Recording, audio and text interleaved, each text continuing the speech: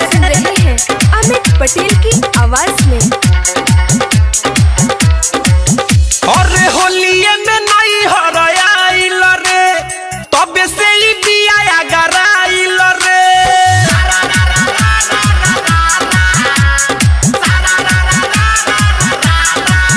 अरे होलिये में नहीं हराइल रे, तबे से ही दिया गराइल रे। नहीं सुधरत बिया मारी के तनो तानवा रे।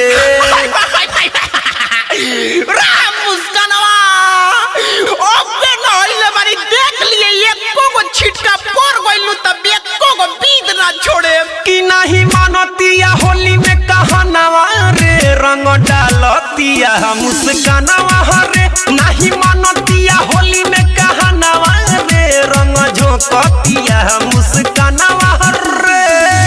देख लियो बॉबी, अगर जे देख पर पड़लू तो हम पाकी जोक देम।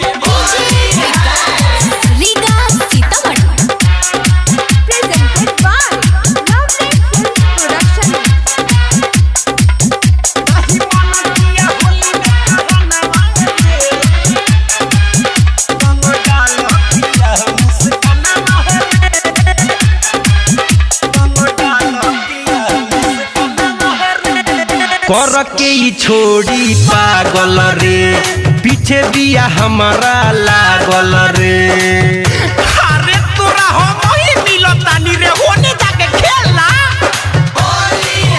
और कर के ही छोड़ी पागल रे, पीछे दिया हमारा लागल रे। कबले है एकरा डर से यारवा एने ओने फिरी भागल रे। एकरा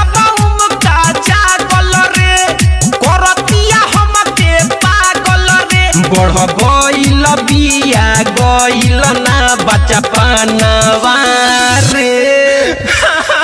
रे मत ना जो बाबू के कुर्ता पहनले बनी बड़ी मार मरियन गांदा हो जाई तो।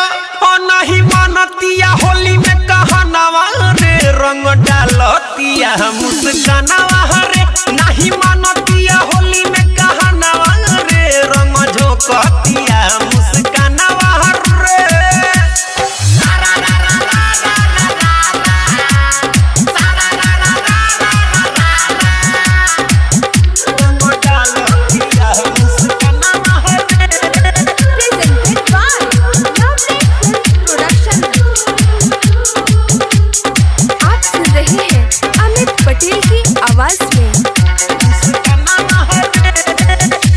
रंग लेके लाल हरियर कारे, पेन्ही के फरा कपियर कारे। उमका जागल बा होली खेलबू। अरे रंग लेके लाल हरियर कारे, पेन्ही के फरा कपियर कारे।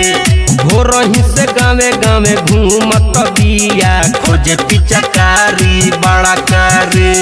दिन भमनाई आज होली रे, कहतिया केहू नहीं बोली रे। जरिए के कर बिगड़ल बारहनवा रे।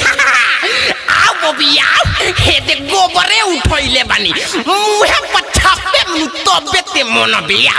हो नहीं मानतिया होली में कहनावा रे, रंग डालतिया मुस्कानावा रे।